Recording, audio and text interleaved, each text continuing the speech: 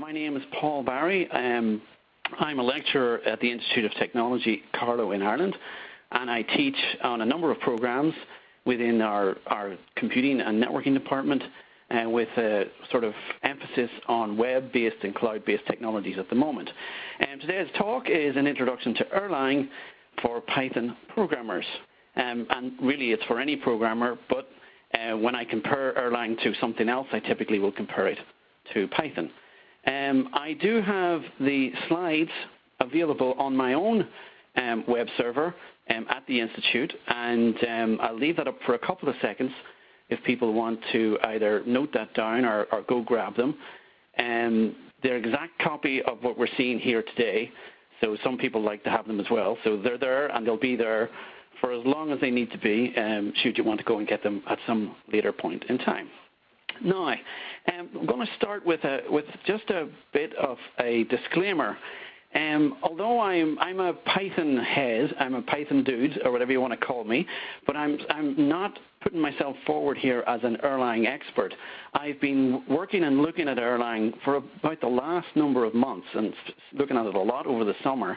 And one of the reasons I wanted to do this webcast was to share my experiences of this new language for me, although Erlang has been around for a long time, a new language for me with other programmers who are maybe in the same situation as me. So I'm not an expert in Erlang. I'm hopefully getting there, and I'm learning a lot about the technology, but this is primarily going to be at an introductory level, so that if you're an Erlang expert watching in, I'm delighted to have you here, but you may find some of this to be baby Erlang as opposed to sort of enterprise Erlang, which you may be using in your sort of work or academic or whatever life. So let's start with a question. And it's a reasonable question, I guess. What exactly is Erlang? Now, what I'd like to do is I'd like to try and answer that in one sentence. So here goes. Erlang is a declarative, dynamically typed, functional, concurrent, distributed, and fault-tolerant programming language with garbage collection and code hot swapping built into its runtime. Now, that's a lot of stuff to have in one sentence, and certainly looking at this from the perspective of a Python programmer, we can identify with dynamically typed, because that's the way things work in the Python world. We have a fairly good idea of what declarative means as well,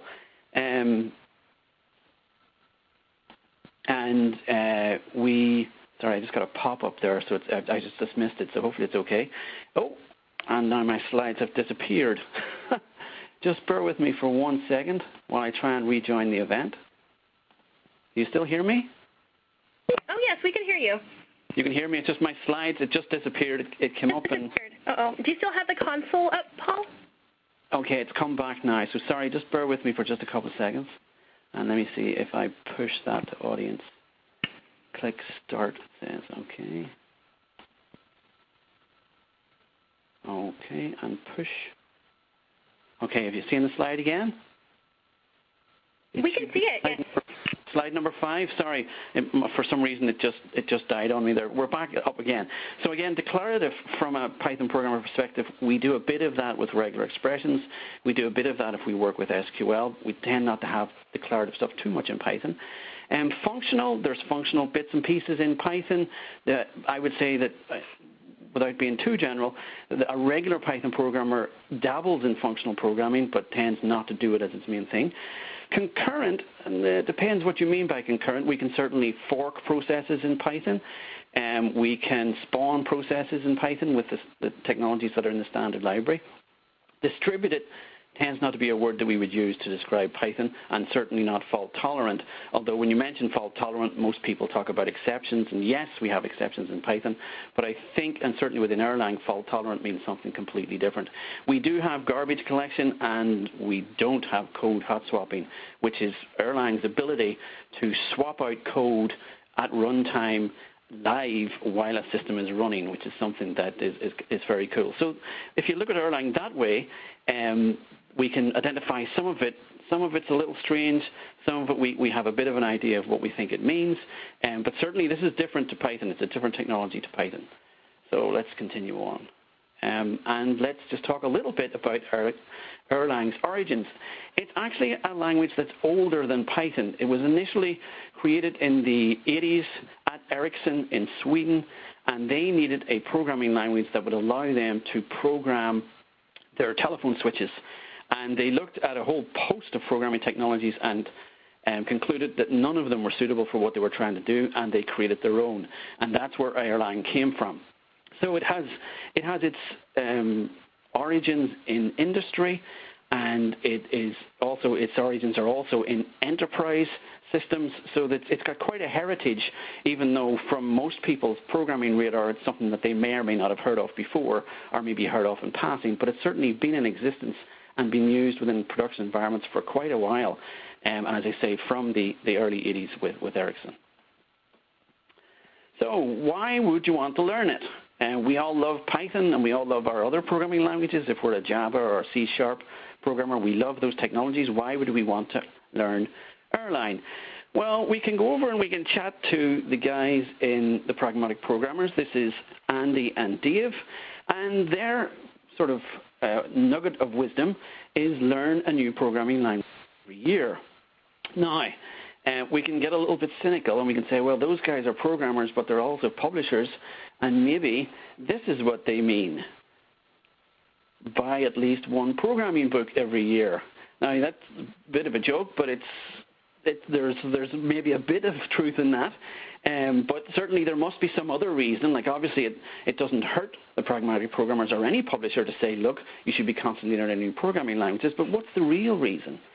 So we can scratch our head a little bit and we can say, okay, why, really why would we want to learn Erlang? And what we can do is we can ask the master. And of course, if Yoda tells us, well then it must be good. So let's just look at this a little bit. What Yoda's saying is, look, you will be a better programmer if you learn another programming language. And we can dissect that a little bit and we can say, look, okay, the first thing we can say, let me just get that. Are you seeing that? And hopefully it's a little slow on my end. Learn how others solve problems with a different language, then apply these new techniques to your current language. When you take the time to learn another programming language, it by default or by osmosis or something, it makes you better at what you currently do with your current programming language. And this is something that applies to other areas of life too. As an example, when I was younger, I played guitar, and I wasn't very good, but I played a little bit of guitar. And a few years ago, I acquired a mandolin and started to learn the mandolin, and lo and behold, I became a better guitarist because I was learning this second instrument. And it's exactly the same with programming languages. When you see how other people solve problems, it can sometimes make you see the problems that you're dealing with your current programming language in a new light. Also, when you learn about other programming languages, you're then in a position where you can pick the right tool for the right job. Now, it is possible, of course, to get yourself a really big hammer and force a square peg into a round hole, and generally what will happen is that you will make a huge mess, but it can be done. And by looking at other programming technologies, you can learn what those programming technologies are good at. You know what your current technology is good at. You also know what it's bad at. And then you can say, okay, if I'm presented with a problem, can I pick one language over the other because it's more suited to what I'm trying to do? And I see this a lot in my day job where I'm working with undergraduates, and they are always looking to use the language that they know.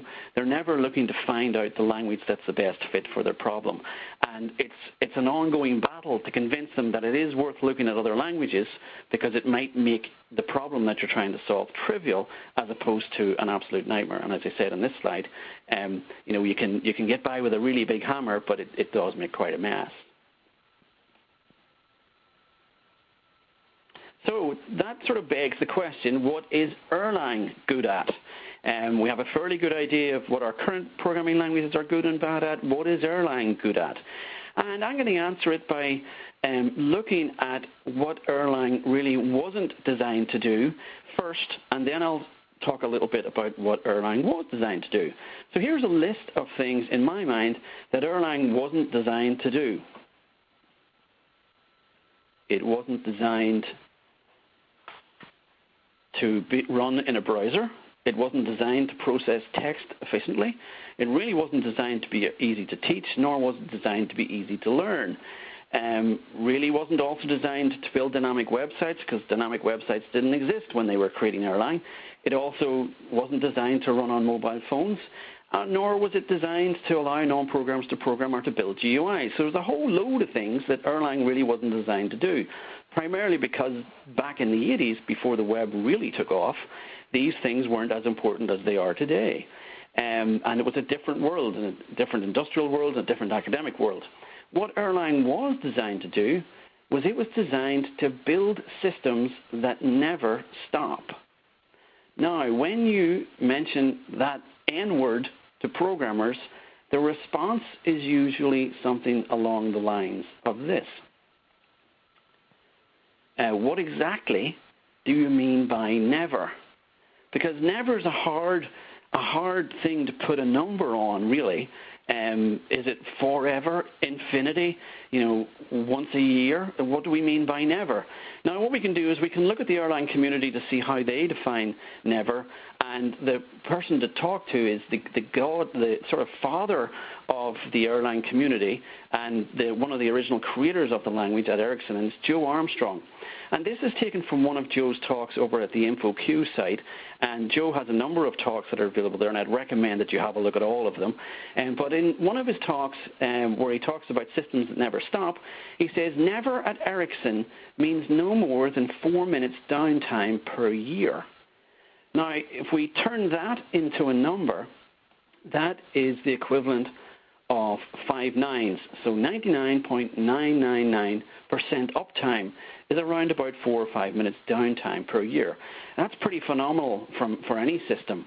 And there are people in the Erlang community who have reported getting as high as 7 and sometimes 9 nines reliability, which really is systems that are getting very close to never stopping, because instead of 4 minutes downtime a year, you're looking at 4 seconds or even less downtime per year. So Erlang was designed to solve that particular problem. Now, when you say to a programmer, okay, let's build a system that never stops, one of the reactions or one of the initial suggestions or strategies for dealing with that type of problem is they say something like this. They say, okay, let's build software that's 100% defect-free. And I don't mean to insult anybody, and when I talk about programmers, I include myself in that grouping. We're not really good at doing this, and we'd love to be able to say that our systems are 100% defect-free. If they were defect-free, would they run forever? I don't know. Could we even prove that they're defect-free? I'm not sure we can do that either. So that's one sort of strategy that I don't think works. Another one is sort of if this is the programmer strategy, there's a sort of management strategy, and it's this one, which is let's throw lots and lots of code at the problem and it'll go away. We can replace code with money because that's what you're doing. The more code you have, in my mind, the more potential bugs you have in your code, and thinking that you can just throw gobs and lots and lots and lots of code at a problem and you'll fix it is madness. So there really has to be a better way. And the better way that the Erlang community and the Erlang programming creators came up with is initially sounds a little bit strange, because the Erlang way of building systems that never stop is to let systems crash. Erlang programmers concentrate on coding for the correct case and crashing on failure. And this sounds like a bit of a paradox. How can you build systems that are going to never stop if you let them crash? Well, the answer to this question is that the way that Erlang programmers do it, they concentrate at the process level. So what they do is they say, okay, let's achieve robustness by having programmers concentrate on processes and the interactions, or what they call messages, between them. So you break your program into a whole bunch of cooperating processes. And if an individual process crashes, that can be dealt with individually and typically restarted. And as long as all of the processes don't go, your system should stay up because you can monitor all your processes and bring processes up and down as you need them. And what you do is you code to the correct, so you code what you want the process to do, and if it does anything other than that, you let it crash, and then you let some other process monitor it and bring it back up again. So we have a situation where error detection and recovery and the use of concurrent programming techniques let you build fault-tolerant systems. It sort of sounds a little strange, sounds like a bit of a paradox in that we say let it crash, because if we let it crash, it'll run forever. It doesn't seem to make sense, but in Erlang it actually does. And I hope I'm getting this right, and all the Erlang people aren't going crazy in the background saying, "Oh no, he's completely missed the point here." I'm pretty sure I'm on the ball here. This leads to a type of programming called concurrency-oriented programming, or COP, which was a phrase that was coined by Joe Armstrong to describe this way of building systems. Now, so that's sort of what Erlang is. The problem is that Erlang is a little weird, especially when you're coming from the more mainstream languages like Python, like Java, like C#, like Perl, like Ruby. Erlang, when you first see it, it is quite strange. Now, to demonstrate this, let's have a look at some code. So this code, don't worry about trying to understand what this code does. Just want to just look at it for now. And this code, you've heard of Tom, Dick, and Harry. In the Erlang community, they've got Robert, Mike, and Joe, and this code plays a little bit of homage to those three individuals. We'll talk a little bit more about them in a while. But let's just have a look at this code and just look at it from the eyes of a Python programmer.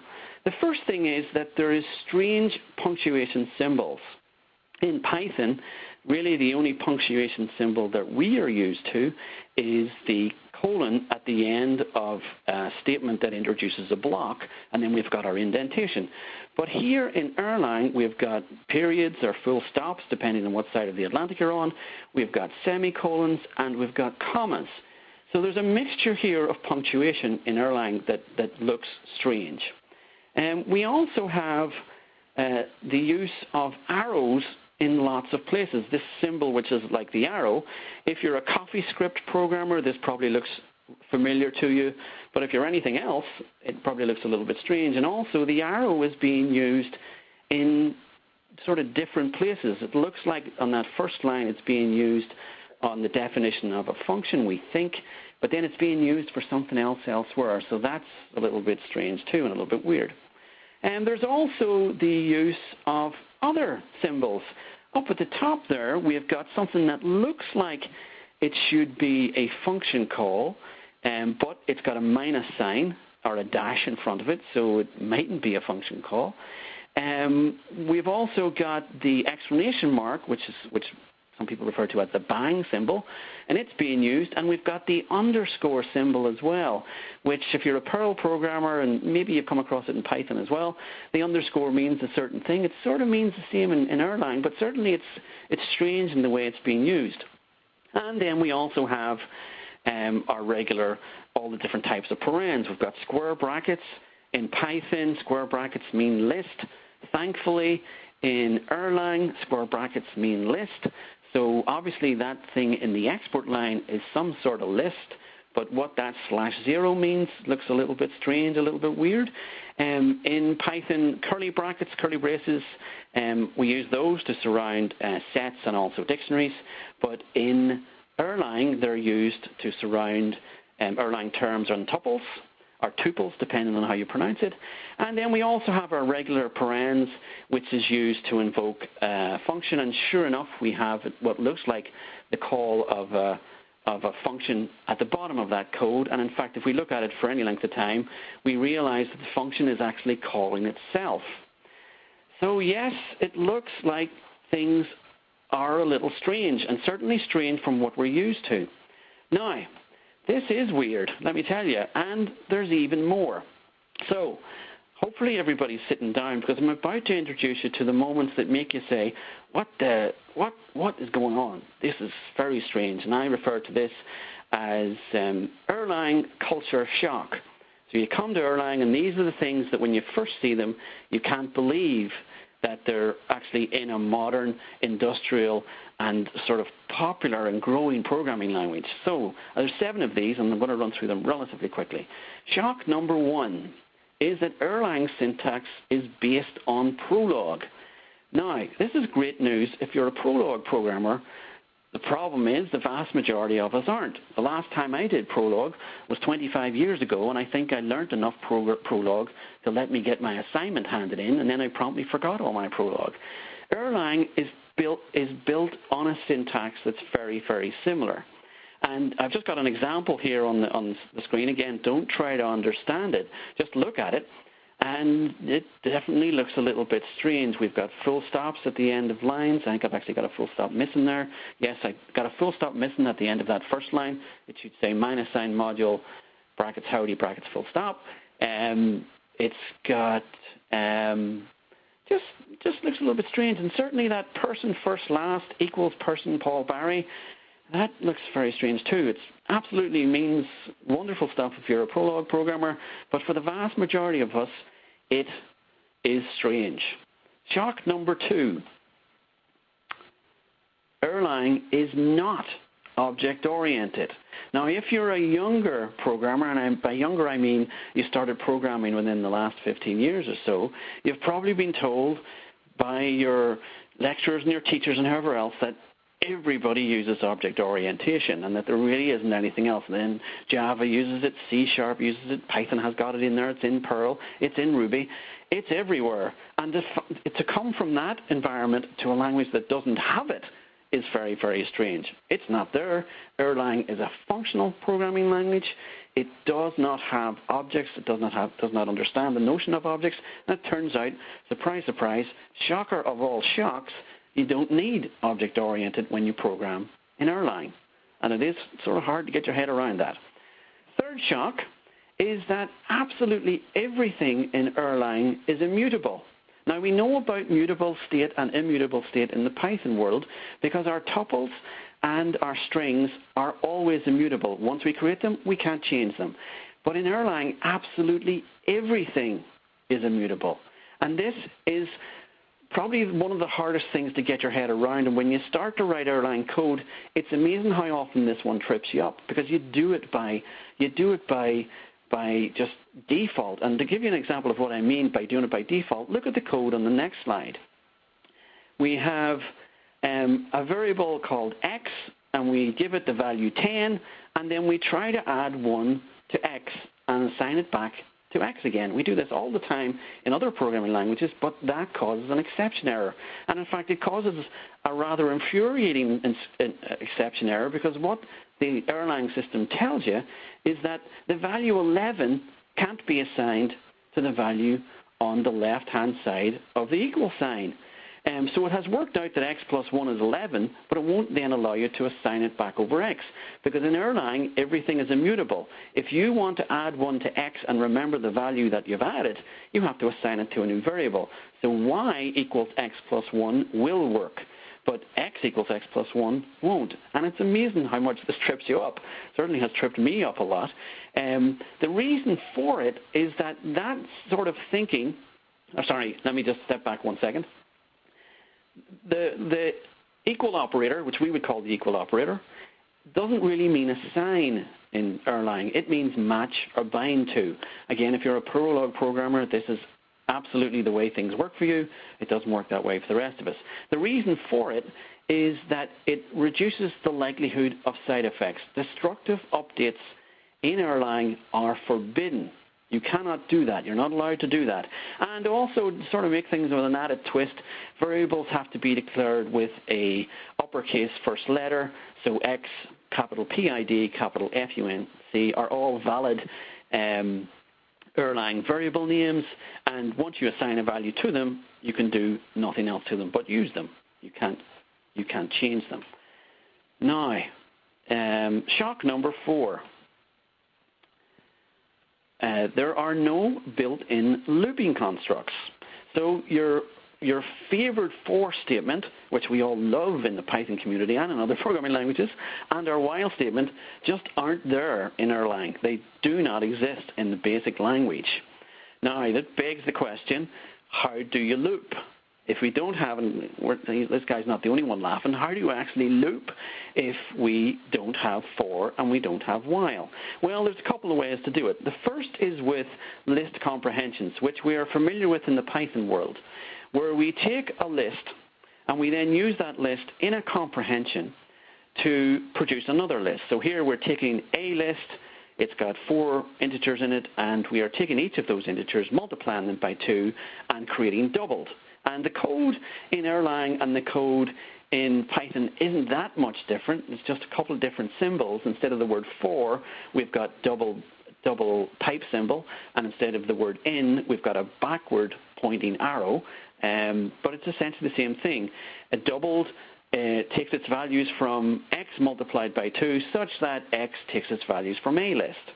Now, a list and doubled with capital letters in Erlang are immutable. The Python lists are mutable, so that's where they're different. But you can do looping that way. So if you spend a lot of time with lists, Erlang allows you to process lists in a relatively well-known way. I mean, and I would imagine that the Python list comprehension takes its notion of this from Erlang and from Prolog and those type of languages. The other way that you loop is the next shock. Because if you can't use for and you can't use while, the next way that you loop is that you use recursion. So this is strange when you first see it, because you've probably grown up with the notion that recursion is inherently bad, because it tends to be badly implemented in other programming languages, so we tend to avoid it and only use it if we absolutely have to. But well, from the regular programming languages, obviously something like Lisp and Haskell and other technologies all have recursion, but the mainstream ones don't. And we saw it with our little sample code from earlier. And can you spot the loop? And there it is.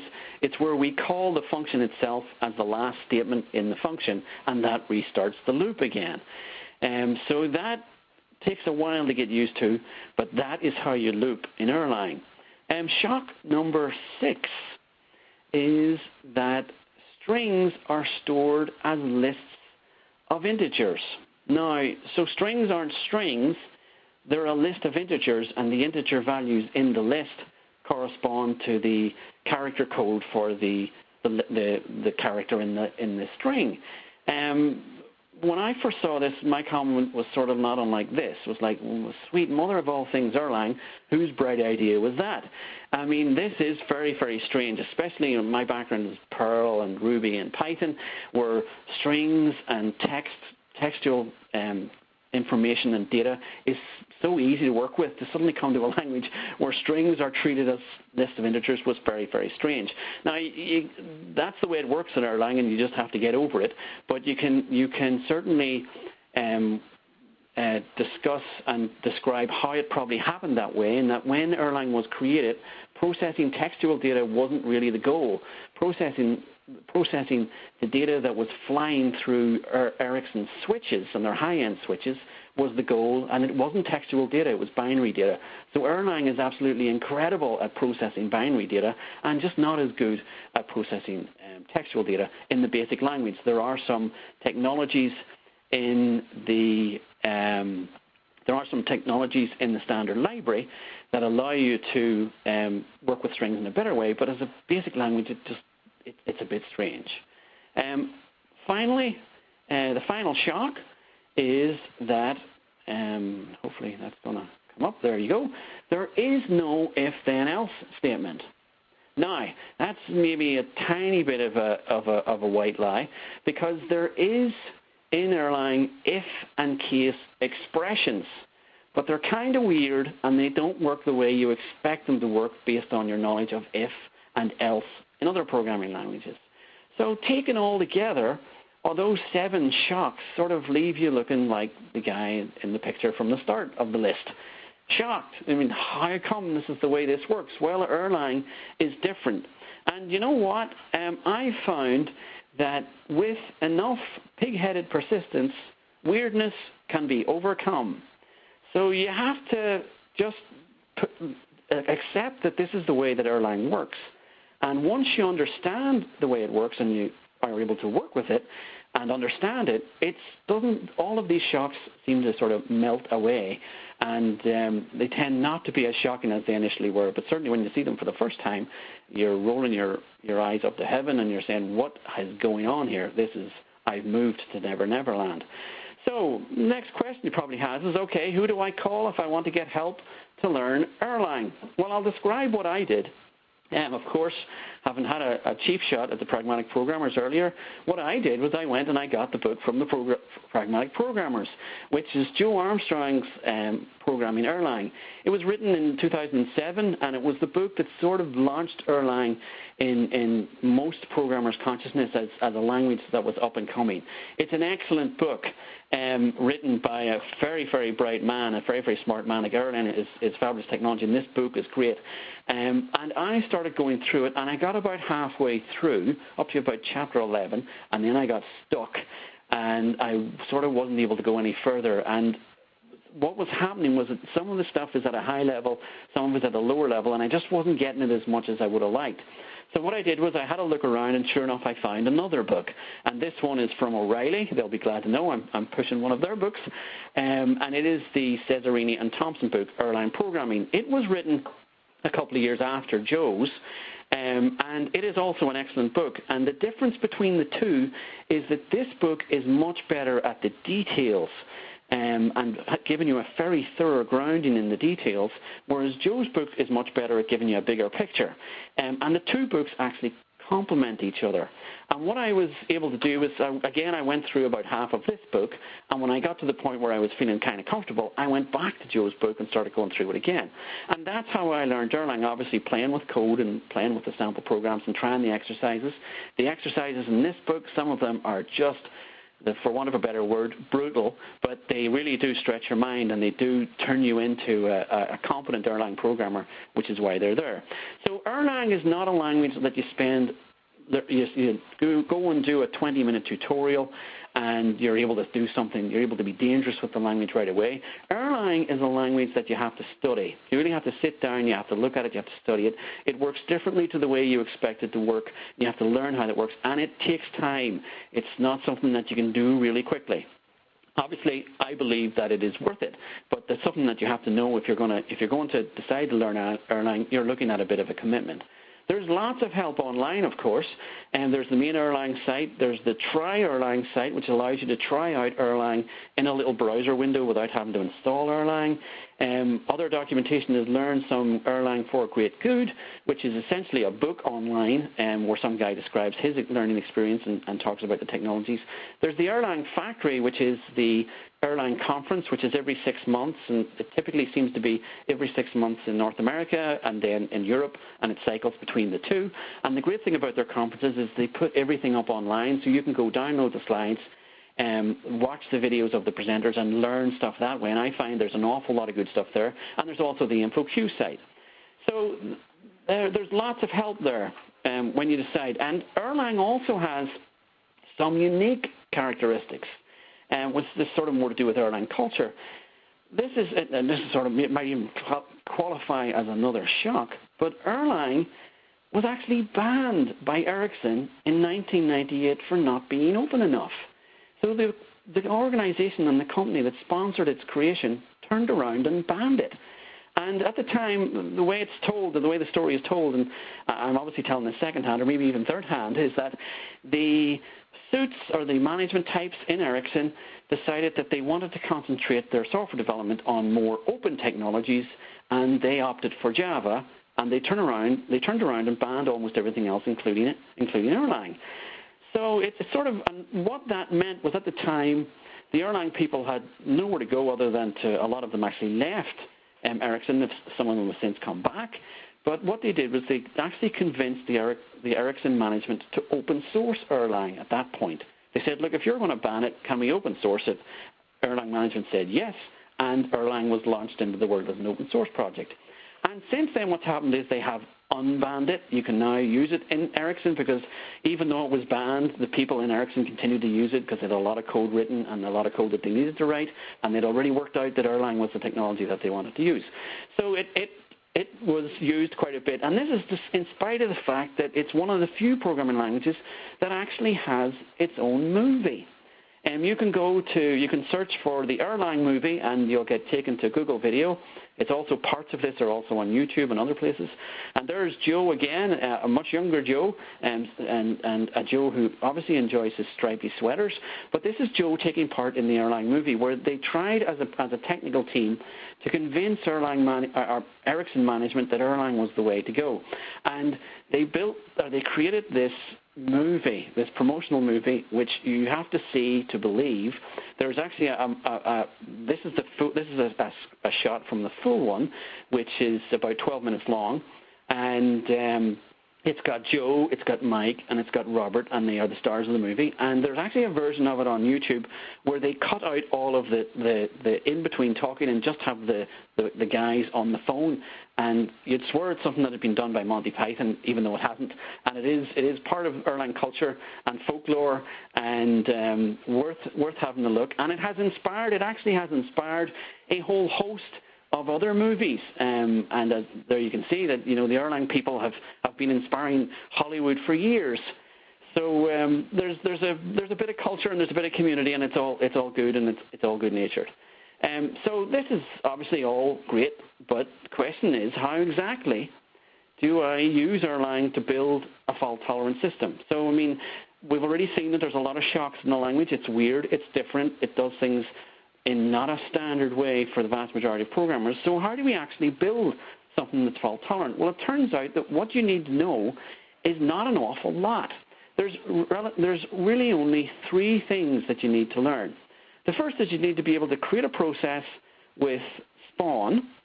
Once you've got that process created, you need to be able to send it a message with the send operator, which is the bang or the exclamation mark. And the process has to learn how to receive messages, so there's also a receive statement. So these 3 things will allow you to create systems that are fault-tolerant. So let's have a look at each of them in a little bit of detail. The first one is that we want to, before we do that, have a look at this code. This is the code from earlier. And the only change I've made is up at the top of the code, I've added in a comment, which is started with the % symbol, and I said, look, I've saved this in helloserver.erl. So I've gone and created this code, put it into a file, and I can actually compile that up. And what this code is a little function that once it's started, it will sit and it will wait for messages, and based on the messages that it receives, it will send back a message that either says, hello Robert, hello Mike, hello Joe, or I don't know you. So it's a very simple little process, and that's what it does. So without looking at the code in detail, that's all you need to understand, is that you send it a message, it sends you back a response, and the response is a string, and one of those 4 strings comes back. So we can start that process with one line of code we call spawn, and we pass in as a parameter to spawn, we use the keyword fun, which is like lambda in Python. So we're passing in a function, and the function is called hello. It lives in the hello server module, and it takes no parameters. That's what the /0 means. And the spawn creates that process, and it assigns the process identifier to a variable of our choosing, and I've chosen PID, and the PID value is 0.38.0. So the next available process identifier in the Erlang runtime is assigned to my variable. And if you're playing around with code like this in the Erlang shell, that's the sort of response that you get. So we've created the process, so there's nothing really difficult there once you understand what all the various bits and pieces are. So once you've created that process, what you can then do is you can send a message to the process using the send operator. So we say PID, which is the process identifier, and we're sending it a message, and the message that we're sending is not a variable, not a string, it's an atom or a term in Erlang, and it says send that little sort of constant Robert. And it sends it to the process, and what this code also does in the shell is it spits back the message that you sent. So we see that we've sent the message Robert. So we've created the sub-process and sent it the message. And we know that the message goes back to the code. The code, based on the message received, sends back a string. So we're expecting the string hello Robert to come back from this little process. And in order to receive that little string, we have to do two things. The first is that we have to tell the receiving process, our code, our little hello code, it needs to know our process identifier, because it won't know that on its own, because messages will be arriving to a process from all over the place. So what we need to do is just add a little twist to this code, and we need to say, look, you need to send the following message to PID, and we're going to send it whatever the value of self is, which is a built-in function that goes and gets the current process identifier for the current code, which is what's running this line of code, and we're going to send it self, Robert.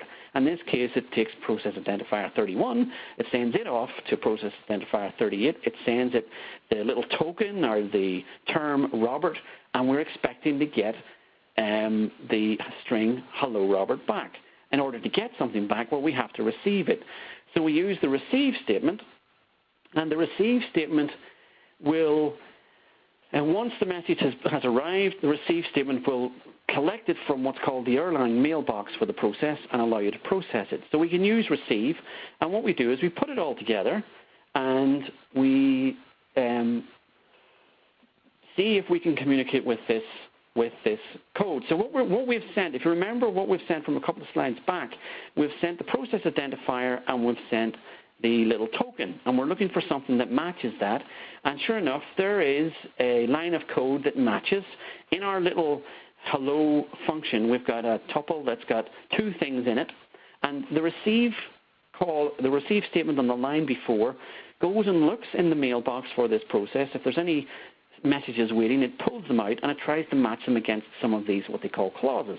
And sure enough, it matches against the from PID who clause. It assigns 31 to from PID, and it assigns, or matches, I should use the correct term, it matches Robert into who. And then what it does is it looks at the code and it finds Robert's line and it sends a message back to the process that sent the first message. It sends back the string hello Robert. So we can create processes easily, we can send messages to them, and we can get messages back. And when we put it all together, we get code that looks like this. Spawn the sub-process, send it a message, get a response, and the response that we get back is hello Robert. And although it might look a little strange, once you've spent a little bit of time with it, it becomes second nature, and it's actually very, very straightforward. Now, where things get interesting is when you use something other than spawn to create a sub-process. When you use a function called spawn link, what that does is it links two processes together. If you just do a spawn link, the two processes are to get linked together, and if one of them dies, the other one will die. If, however, you do a spawn link, and you also do a trap exit, which allows you to catch the death of some other process, its sort of death signal, if you want to think of it that way.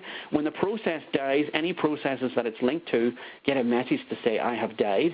And if you haven't set trap exit, your process will also die. But if you have set trap exit, your process can capture that death, if you want to think of it that way, and can do something else. So we can... Processes that are linked together can react appropriately to exit messages from each other. So a process that's linked together, that's trapping exits, can react in whatever way you want, because you're the programmer, to the death of that remote process. So you can decide if you want to either kill yourself because the other process has died, you can decide to do nothing because the other process has died, or you can decide critically to restart that other process. Because the other process has followed the let it crash sort of idea, and it's got something that it wasn't expecting, and it has crashed. And what you can do is you can have your own process just restart another one. And combining those things together lets you build fault-tolerant systems. Things get really interesting when you take your code and you move it from one machine to another. So here we have a little diagram, and we've got hello, and it's running on Glasnost, which is a server in work, and it's been registered as HR. This is at a relatively high level because there's some details here, but it's not important to look at those details to understand what's going on. Hello is now running on Glasnost, and it's called HR. So hello remote, we've called it HR. We want to spawn that process remotely from code that's running on PB Mac. So what we do is we look at our code and we change the line that does the spawning from the line that we've currently got to a slightly different version of the line. And what we're basically saying is, look, spawn me a process called HR on Glasnost. It's in the hello server module. The function's called hello, and send it no parameters. And what happens is Erlang, the system, forms a connection to that remote machine, starts the process on that remote server, and connects it up to your code. And the rest of your code basically stays the same. There's a few minor changes, but it's really just details. But now what you've done is you've taken your code that runs in a fault-tolerant way, in inverted commas, on your single system, and you've moved part of it onto another system, and that's when real fault tolerance comes into play, when you've got more than one box connected by some sort of network. And it's amazing how easy it is to do this in Python. We haven't had to set up sockets, we haven't had to create servers or clients or anything else that you would typically do in something else like Python. It just does it in the language.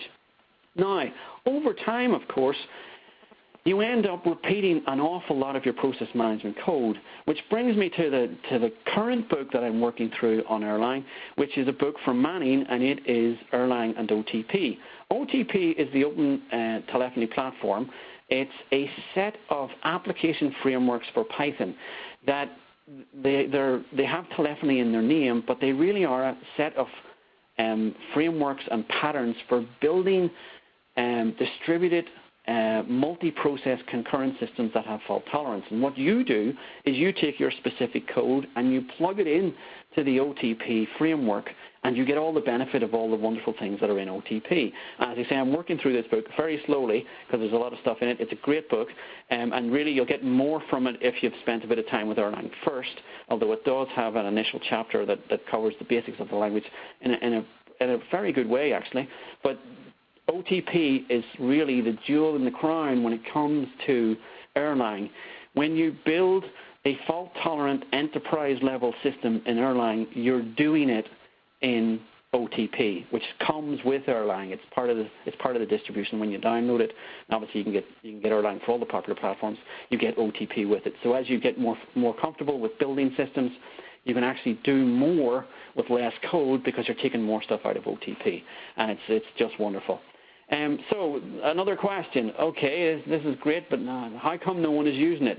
When I talked to a few people during the week and told them that I was doing this webcast, most of them said, "Oh, never heard of Erlang." Oh, where's that? No, never heard of it. No, don't know what it is. And certainly, if you look online and you look at some of the indexes that are out there, yes, Erlang is just about appearing on the radar. It's down there at number 38 in the, I think it's the Tiobe index. I'm not sure how they pronounce it, but yes, all the popular ones are up top.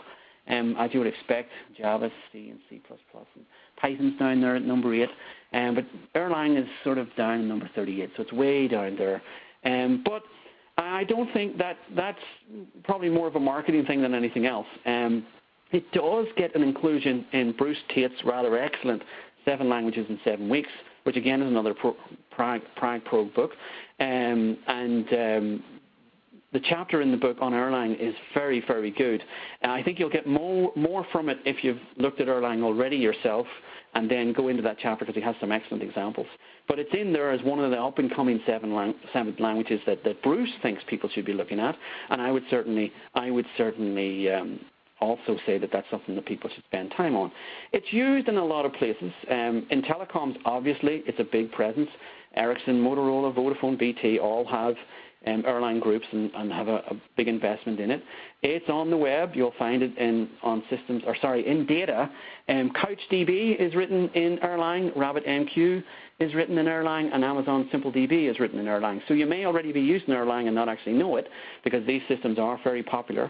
The web companies are either using it actively or are using it, have used it and have looked at it.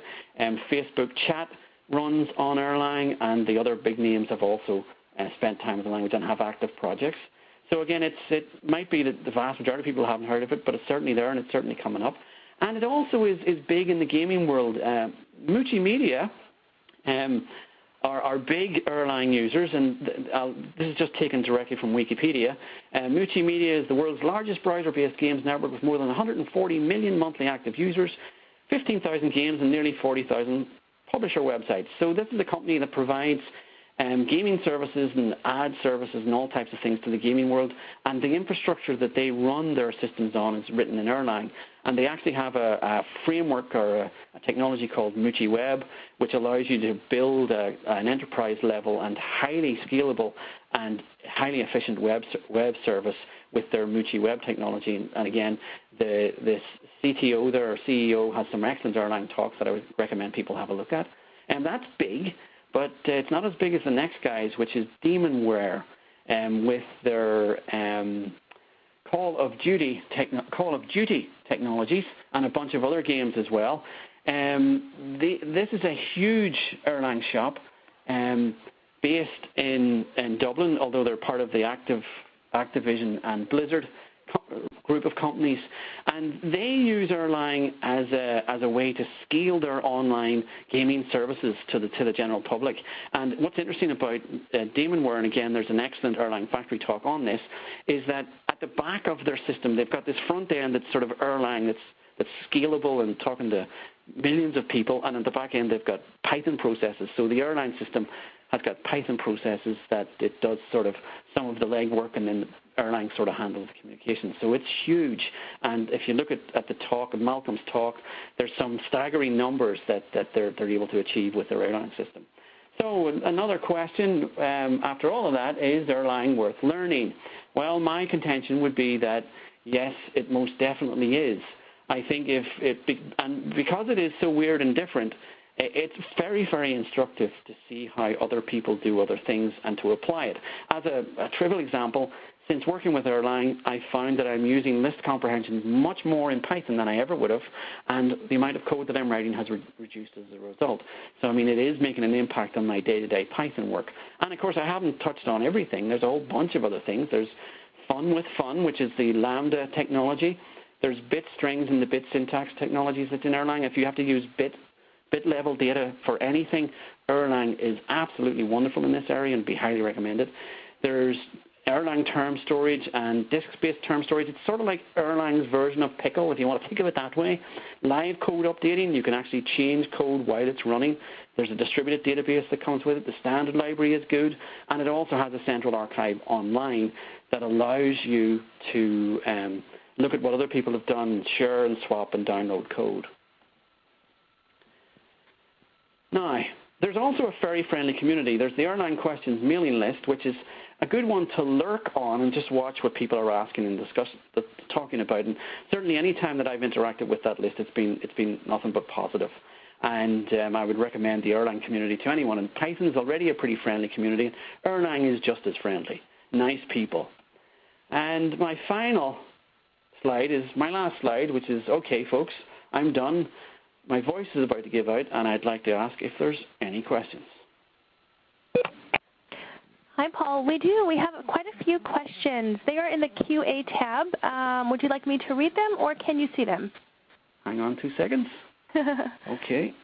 Lots of good audience chatter going around, and we thank all of you that did send in questions. And we'd like to let you know, please do send in additional questions in the group chat so we can make sure Paul sees that and can answer it while we still have him with us. Okay, I can go down through these and see how I get on. First one from Chris. So Erlang is built like a shell with all the sub-processes and children. If the parent dies, does it also kill the children, or do they keep on functioning? From what I understand is that when you create sub-processes, I'm pretty sure, again, I wouldn't mind if some of the Erlang people would help here, but I'm pretty sure that the other process keeps going. If your first process dies, the other one keeps going. If they're linked together, the other one might spot that you have died and restart you, just like you can spot that they have died and you can restart them. So it depends on how you set it up. Variables in Erlang are immutable, but also has records after they are created. Does that not break Erlang's design principles? Yes, it has records, but my understanding is that records are also immutable. Certainly the Erlang term storage and the disk term storage and the I/O stuff sort of goes against this no side effects thing a little bit, but it has to.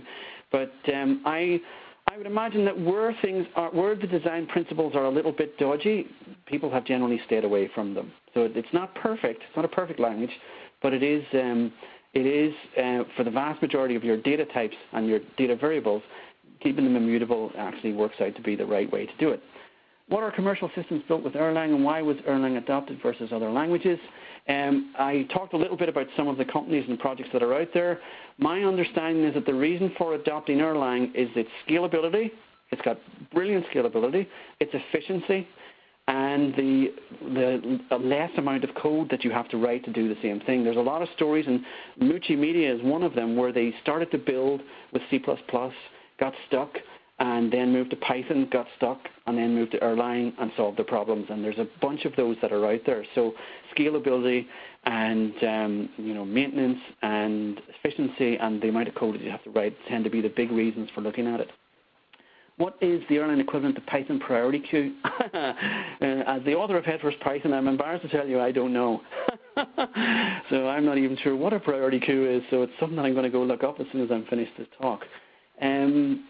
I don't see any more. Let me just see if I say refresh.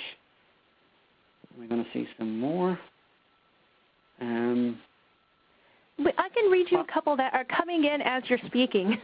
Okay, I see one from Ahmed. Perfect. How do you characterize the limitations of Erlang string handling via Python? Well, it just handles strings differently. I mean, Python string handling is fabulous. I think if you were doing something that's primarily strings-based, stick with Python. If you're doing something that strings aren't as important, I mean, Erlang is one that you can look at. Again, it's a limitation of the language. I mean, you look at bit-level data and looking at chunks of data. Yes, you can pack and unpack in Python, and you can learn all the sort of packing, formatting codes and things.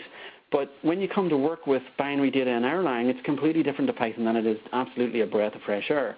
So it's sort of, there's swings and roundabouts here, and there's things that it's good at and things that it's not so good at. But whatever language you pick, you have to live with the actual limitations. Let me see if I can see any more.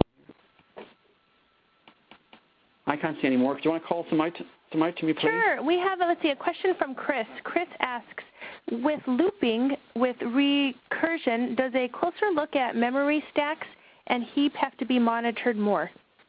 No is the answer to that question, because Erlang is what they call tail recursive optimized, which means that you can use recursion in a specific way, which is that the last statement of your function is the call to the function that causes the recursion. And as long as that's the last statement, tail recursion kicks in, and it does recursion without increasing the stack size.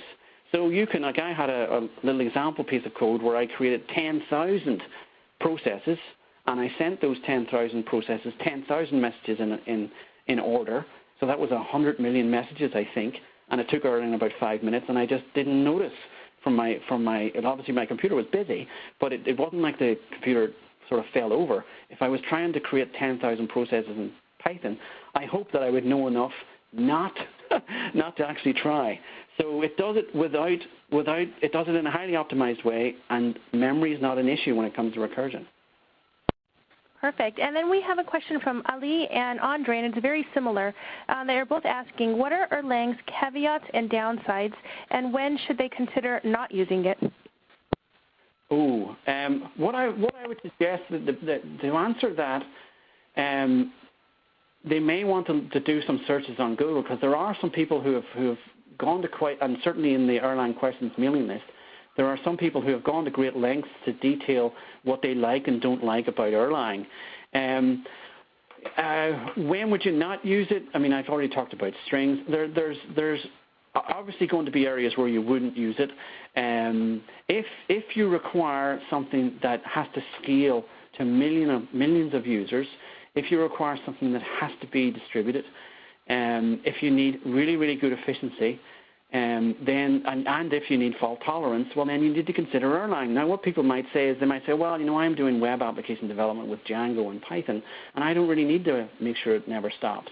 And my sort of answer to that would be, well, yes, okay, that works, but why not build on a platform that's highly scalable and highly reliant and fault tolerant, and build your web applications on top of that, so that you can do most things in most languages, and some are good at some and some are good at others, and really until you actually get to know them, certainly one of the big problems with Erlang is the culture shock, which I've talked about in this talk, But once you get over that, it's not that bad, and you actually start to think the Erlang way, and it makes a lot of sense.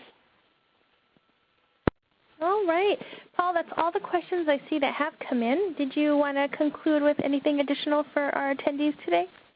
No, just if you're thinking about having a look at Erlang, I would strongly recommend that you do. I think it would be a great next language for people to learn, and I hope that my webcast has been informative and maybe even a little bit entertaining and has given people a bit of an idea of what it's like to develop with Erlang.